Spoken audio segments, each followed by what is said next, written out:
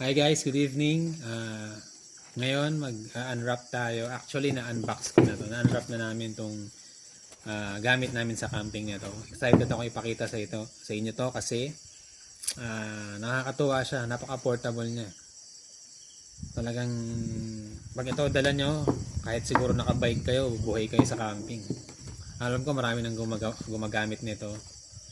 At ayun, bilang bagong camper vlogger, ito, papakita namin na may na-acquire kami ngayon na ganitong item na investment, which is a good investment, especially sa mga campers na katulad natin. So, ito guys. Yan. Ito, portable grill nila. Napaka-solid nung na-receive ko to. Tuwan-tuwa ako. Para akong bata. Kasi mahilig kasi ako sa Gundam eh. Alam nyo ba yung Gundam? Mahilig ako magbuo-buo.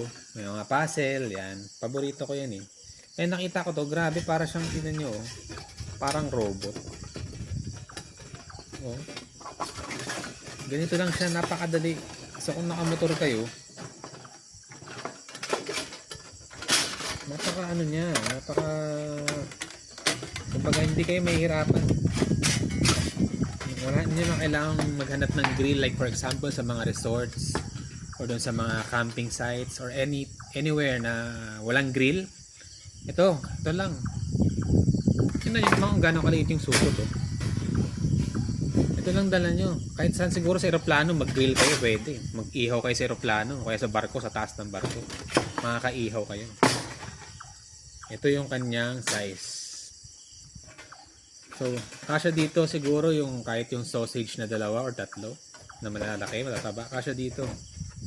Saka isda na medyo saktuhan lang. Or kung gusto mo, kalahati mo na lutuin mo, kalahati dito, di ba?